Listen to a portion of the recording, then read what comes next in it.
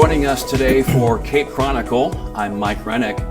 Like every Cape Chronicle show, we hope you learn something new today and get to know of the people behind the area's latest news. And today, we'll talk about SEMO'S new aviation program, the impact of Special Olympics, and learn more about local driving tours. That's all ahead on Cape Chronicle.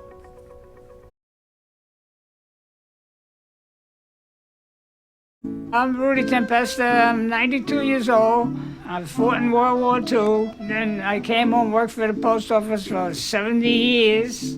I've been getting Meals on Wheels, and I enjoy it. The most important thing about Meals on Wheels is you meet the people, which to me is fantastic. You need people to keep your brain moving. That's what life is about. It's love and having a conversation with people.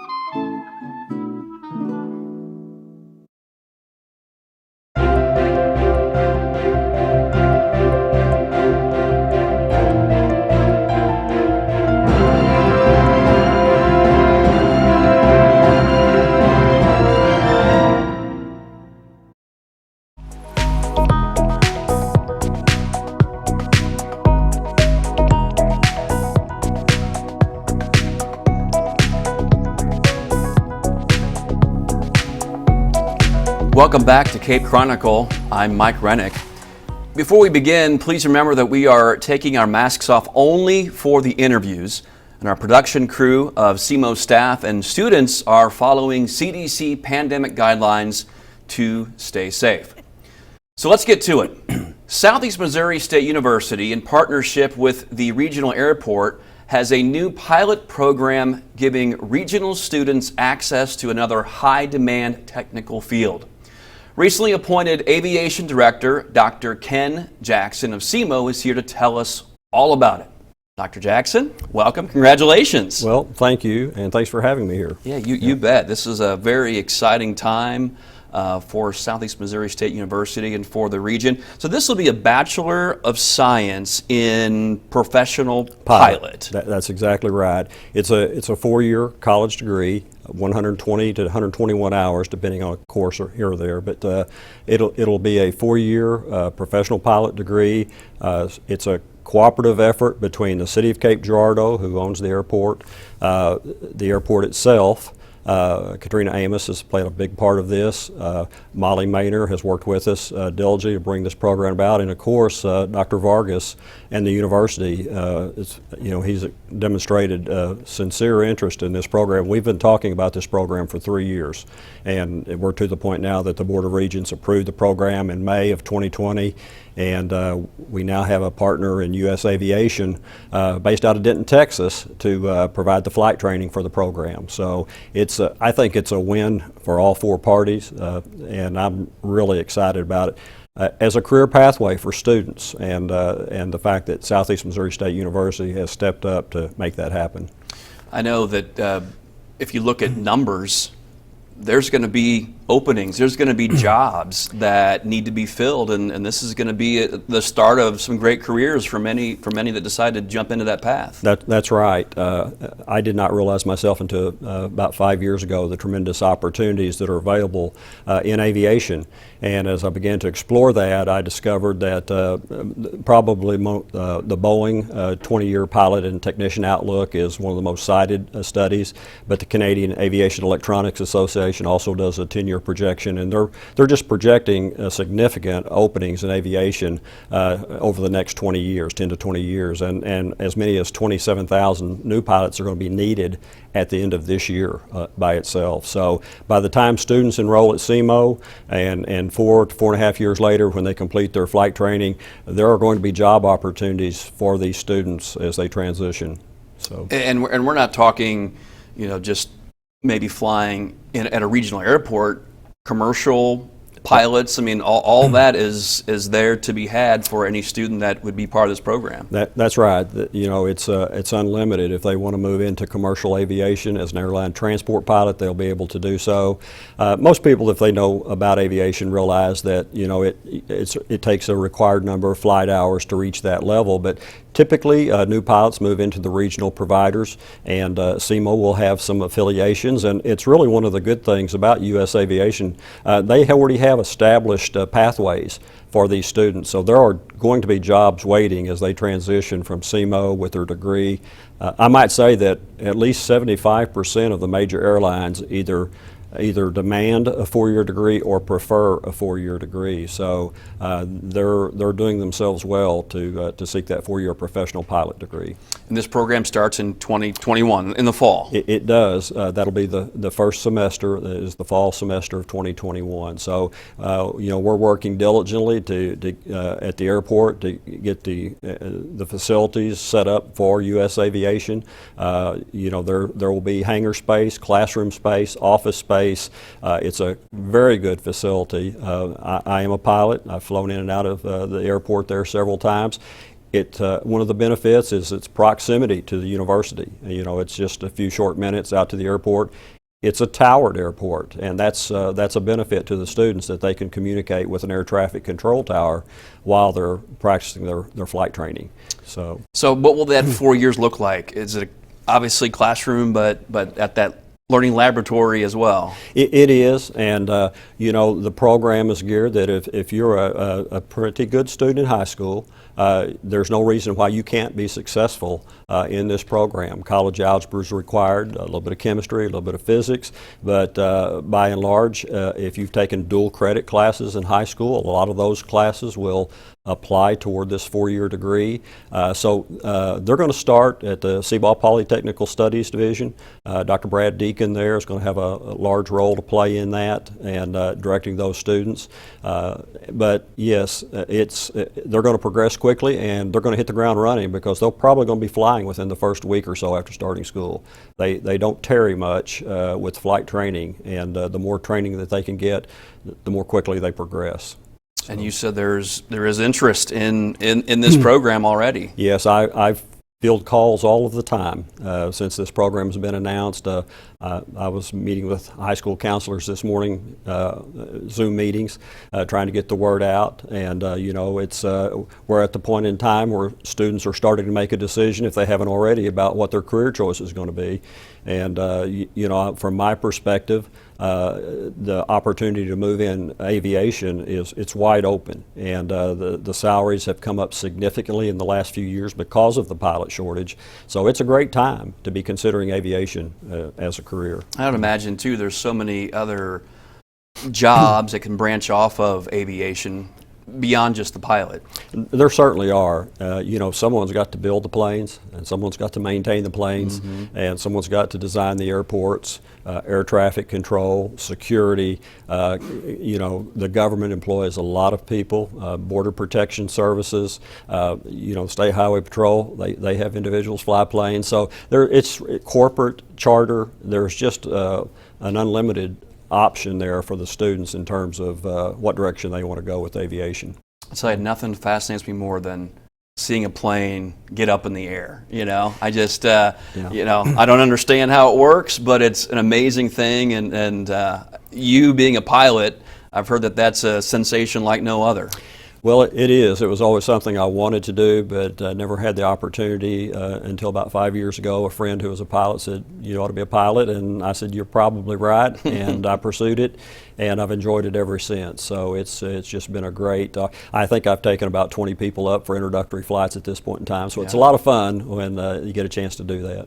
So if a prospective student is interested at this point, what would be the best way to go about finding out more and jumping in if that's what they want to do? Well, they can certainly reach me, and I don't mind to give my email address. It's krjackson@semo.edu, or they can go to SEMO'S website, Semo.edu, and there's a search bar, and they can type in professional pilot, and that'll probably take them right to the information that they need. So, all right. Well, this is an exciting time. It is, and I really believe this will, it's, like I said earlier, it's a good thing for the university. It's going to bring people to Cape Girardeau.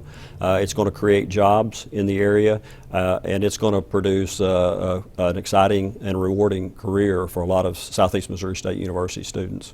Fantastic. 2021, the fall, the bachelor That's right. degree for professional pilot. So That's exactly right. thank you for being here. Congratulations. Thank you very much for having me. We've been talking with SEMO'S Dr. Ken Jackson. And again, thank you for being here. Coming up, we will talk with Penny Williams. That's next on Cape Chronicle.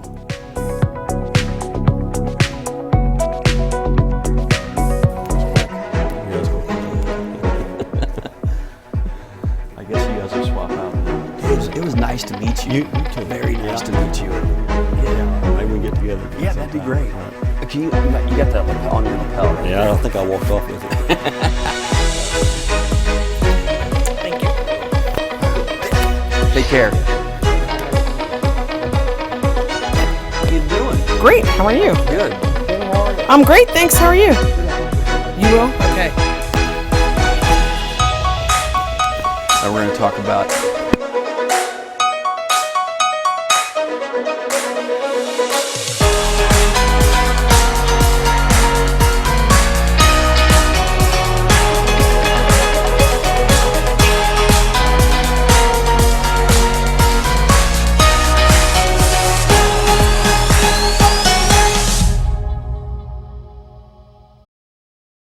Marie, you have prediabetes. Pre-diabetes? I don't have time to eat right or exercise. I'm a busy mom.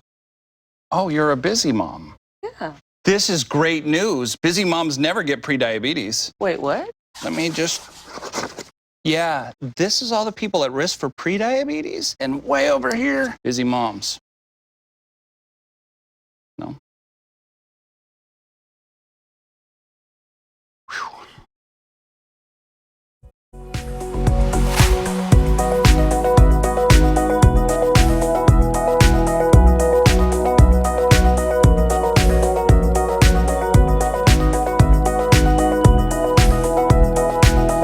Welcome back to Cape Chronicle. I'm Mike Rennick. If you or your children have played any local sports, chances are you know Cape Park and Rec's Penny Williams. But she's here today wearing a different hat for Special Olympics of Southern Missouri. Hello, Penny. Hey, good afternoon. How are you? Good. Changing the hat to Special Olympics, which I know it's a huge passion of yours. And we just came off with a polar plunge.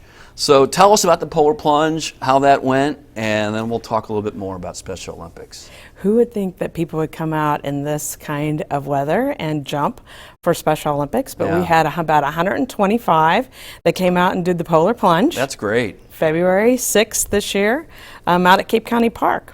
So it was a great event. And that is all a fundraiser for Special Olympics of Southern Missouri.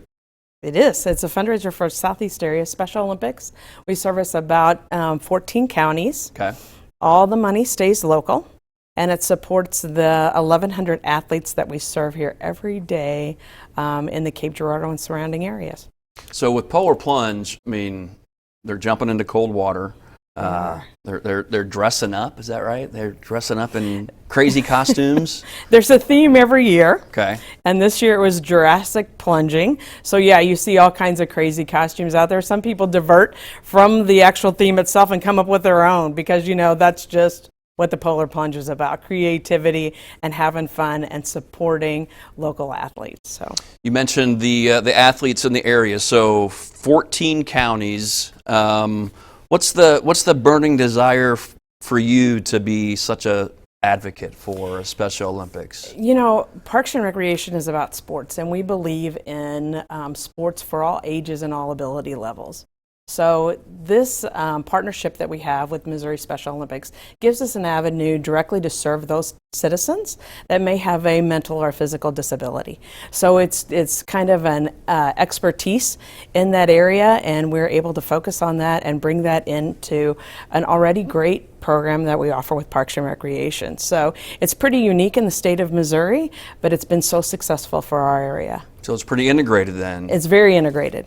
And I know over the years, I mean, there's been state tournaments held here, and you've had many athletes who've gone on to do some great things. You know, it's a great partnership for both entities. And yes, we have been able to bring some state tournaments here for Special Olympics. And it introduces them to great facilities. I mean, Cape Girardeau has some premier facilities in our area, and we're able to bring athletes, like I said, of all levels to our community, and our people get to be involved in it. And it's great for Special Olympics, and it's great for Parks and Recreation, and it's great for Cape Girardeau. It very much so is. I know another group that is a big advocate is law enforcement. They do so much to be there with the Special Olympics, with the athletes and with you. And talk a bit about that. I mean, where that partnership has kind of blossomed to. Sure. Law enforcement is Special Olympics charity of choice, and we are so grateful since they've partnered with us. They help us fundraise. You'll see them out doing Tip of Cops. You'll see them out at Texas Roadhouse. You'll see them on the top of Dunkin' Donuts. You'll see them everywhere. And they've really they really relate to our athletes, and they put themselves out there to help our athletes. Again, it's just citizen engagement. Irregardless of what your ability level is, they support us. They do the law enforcement torch run that's in conjunction with our spring games or our track and field meet, and that's a big fundraiser that they do in order to support us. But what's important for people to know, it is grassroots level, and all the fundraising that is done in the name of Special Olympics. Is kept separate, and it just supports the activities and the functions that we do locally that's related to those athletes.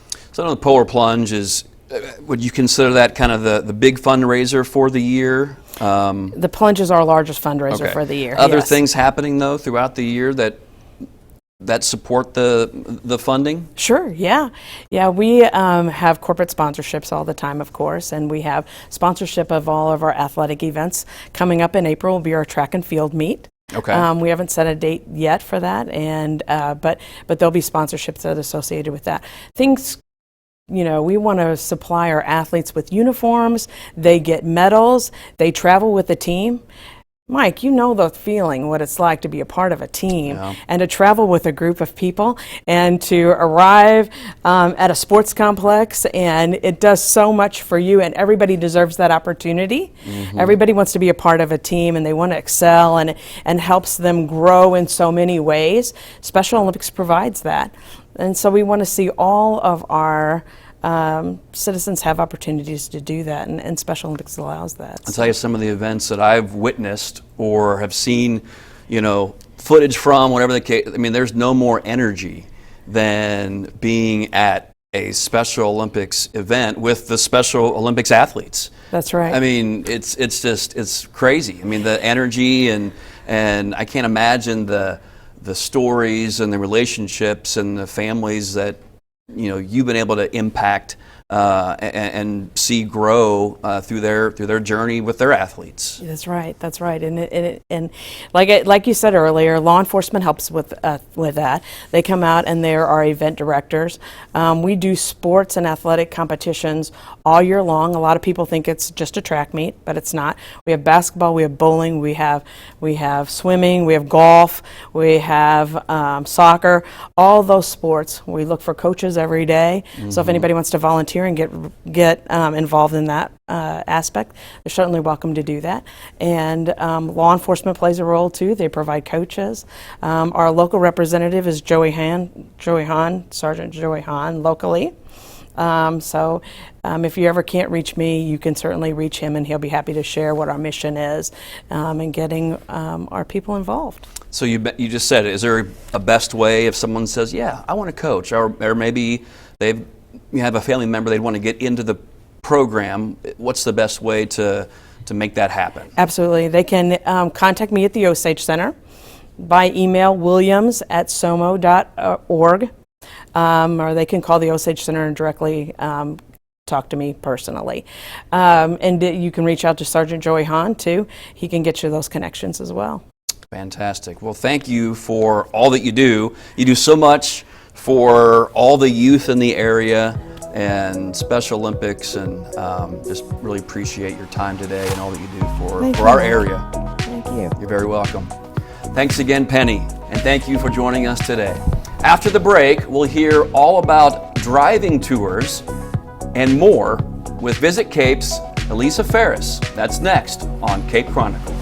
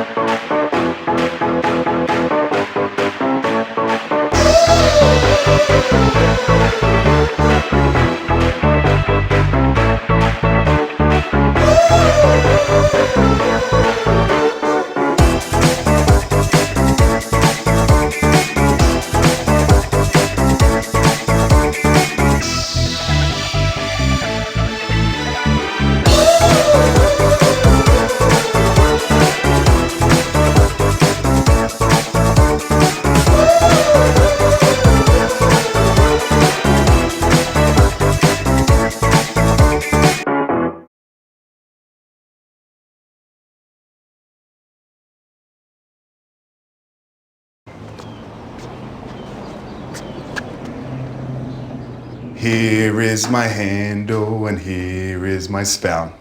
When I get all steamed up, then I shout. Tip me over and pour me out. Oh. It only takes a moment to make a moment. Cheers. Take time to be a dad today.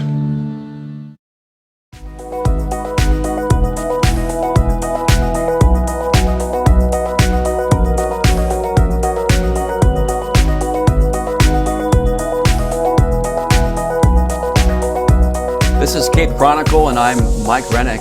Just a friendly reminder that while we are not wearing masks during our conversation, we are following CDC pandemic guidelines and keeping our student crew safe. The Cape Girardeau Convention and Visitors Bureau, Visit Cape, has a socially distant way for you to safely visit Cape. Driving tours. Here to tell us some more about the activities is Senior Director of Sales and Strategy, Alyssa Phares. Good to see you today. Good to see you, Mike. So this was really interesting for me to kind of dive in and see some of these driving tours.